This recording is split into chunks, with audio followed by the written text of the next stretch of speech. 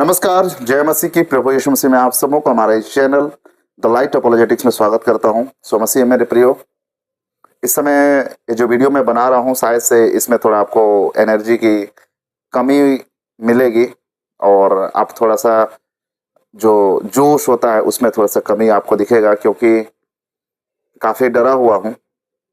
और इस बात पे नहीं कि कोई मुझे मार देगा, कोई कुछ करेगा, लेकिन इस बात पे कि कुछ लोग डरा रहे हैं।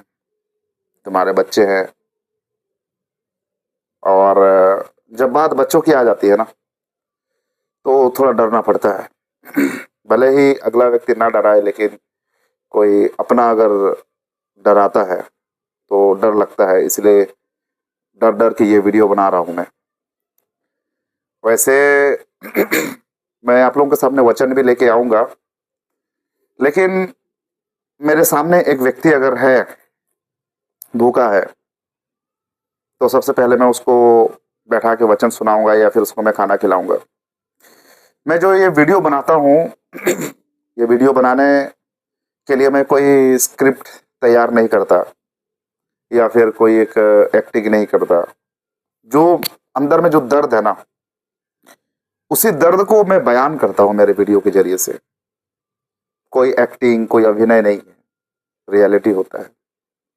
पैसे के लिए, फेम के लिए मैं बिल्कुल नहीं करता हूँ। खैर, आज इस वीडियो में एक सच्चाई मैं आप लोगों के सामने में रखने वाला हूँ, जो कि ज़्यादातर लोग उस चीज़ को नहीं दिखा रहे हैं। मुझे बहुत दर्द होता है, तकलीफ होता है, मैं सच बता रहा हूँ आप लोगों को।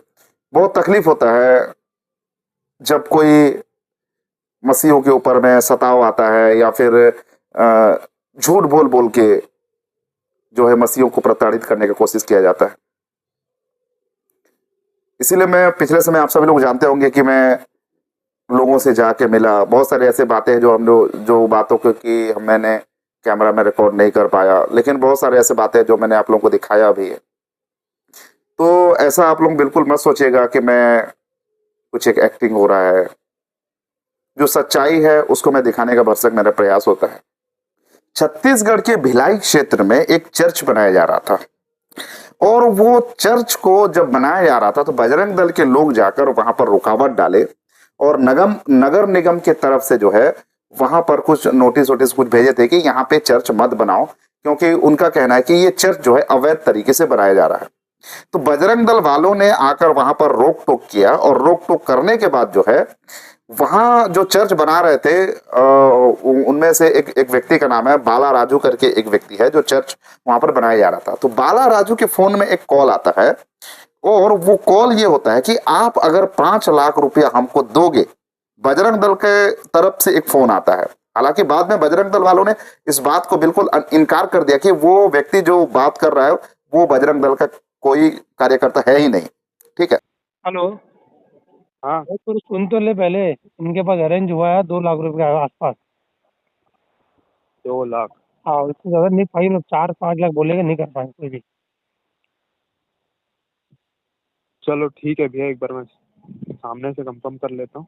इससे ज्यादा क्या है, आपका कर भी जितना नहीं भी पाएंगे मैटर वो। है ना, हाँ, ये सब चीज सब खत्म हो जाएगा। मैं बोल भाई आवेदन फिर से डाल रहे हो, मतलब वो हाँ, वो आवेदन वेदन सब बंद हो जाएगा, एक ही बार सब बंद हो।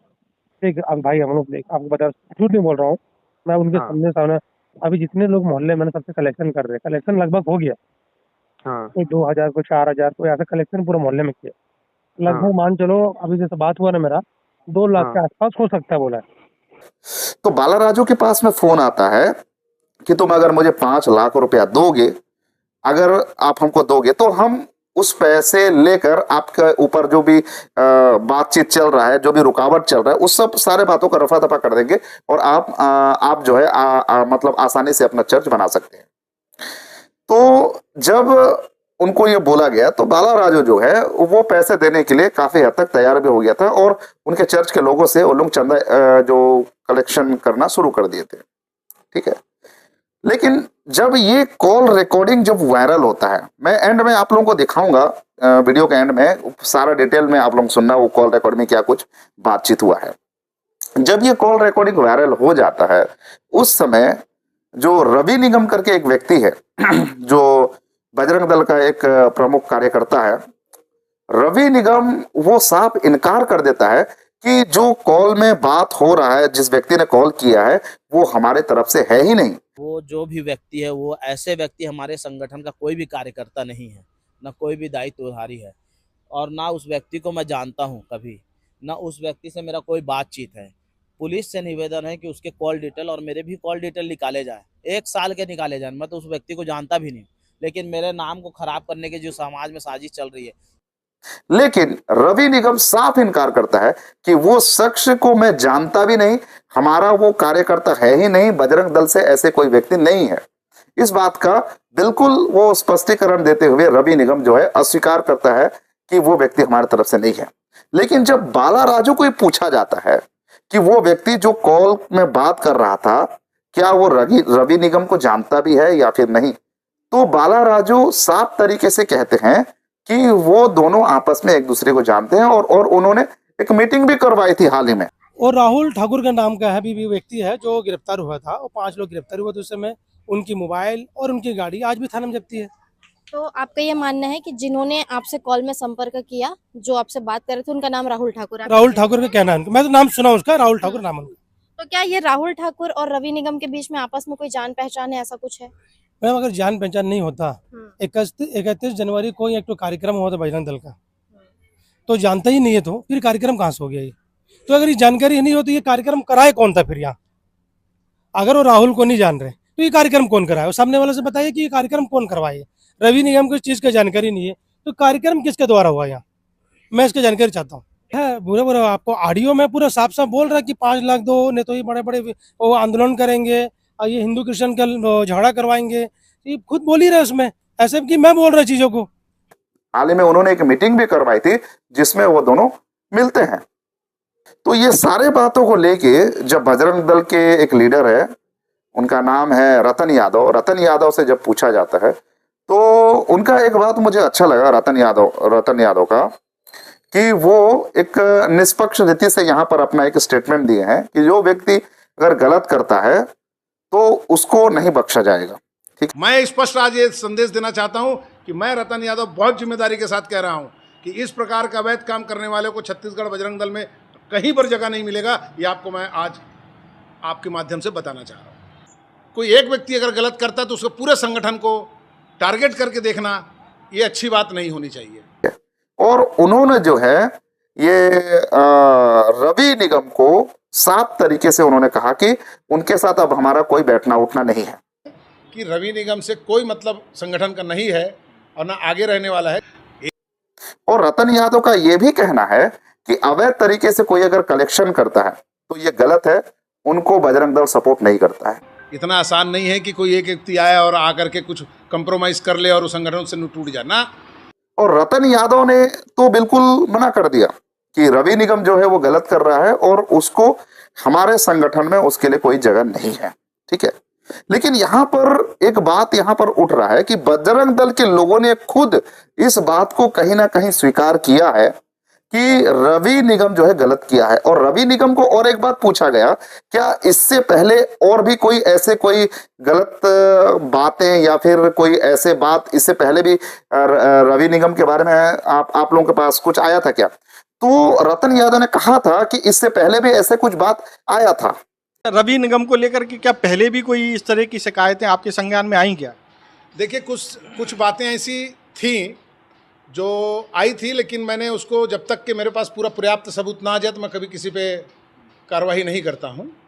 लेकिन मैंने कुछ चीज़ें देखी थी तो मैंने ध्यान में रखते हुए, आपने महसूस किया होगा कि मैं कुछ दिनों से और हमारे लोग कुछ दिनों से नहीं खड़े हो रहे हैं उसके साथ में, उससे संगठन को समझ में आ जाना, लोगों को भी समझ में आ गया कि कुछ तो बात है।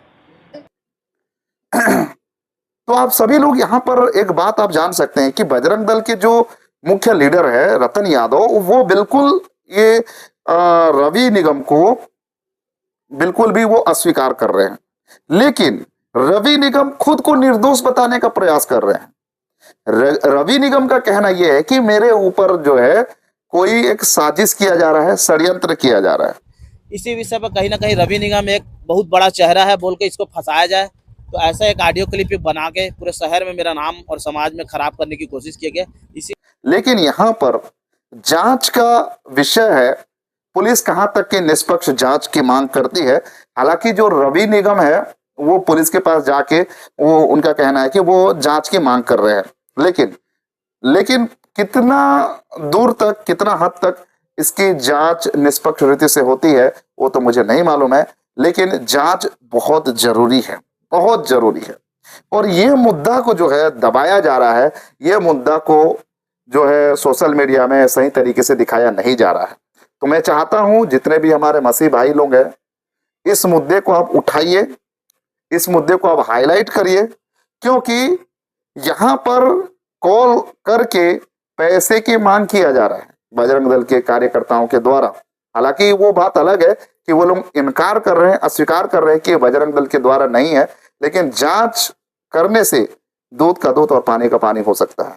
मैं आप सभी लोगों को बता दूं कि आप सभी लोग जानते हैं कि किस तरीका से अभी जो है छत्तीसगढ़ में मसीहों को बदनाम करने का प्रयास किया जा रहा है, और इस प्रयास में जो है ये लोग सफल होते हुए दिख रहे हैं। क्यों सफल होते हुए का मतलब मेरा ये नहीं है कि मसीह लोग कुछ गलत कर रहे हैं और पकड़ाए गए हैं, ऐसे नहीं है, लेकिन कुछ मसीही लोग जो है चंद पैसे के लिए हो सकता है या फिर अपना नफरत निकालने के लिए हो सकता है, वो लोग जो है हमारे जो मसीह विरोधियों के साथ में मिलके बहुत ही ज्यादा घिनौना हरकत कर रहे हैं, घिनौना काम कर रहे हैं।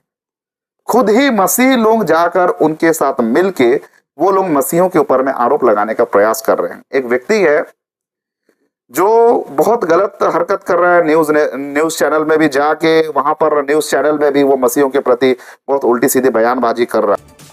आपको ये मालूम है कि विगत 1-2 महीने से रायपुर में बड़े बड़े आंदोलन किए जा रहे हैं। ये जो पैसा आ रहा था डॉलरों का, ये उसी आंदोलन को सफल बनाने के लिए किया जा रहा था। मैं शुरू से बोल रहा था, जब भी मेरे को डिबेट में पूछा जाता था, मैं बोल रहा था कि ये जो मतांतरण की क्रिया है, इसमें डॉलरों का बहुत बड़ा खनक है। आने वाले दिनों में अगर ऐसा मौका मिला तो मैं जरूर आप लोगों के सामने रखूंगा, क्योंकि इस समय जो है बहुत सारे बातों को रखने के लिए भी थोड़ा संकोच लगता है, क्योंकि सारे बातें मैं खुल के आप लोगों से शेयर नहीं कर सकता। लेकिन फिर भी अगर ऐसा मौका मिला तो मैं जरूर आप लोगों के सामने सभी बातों को मैं शेयर करूंगा।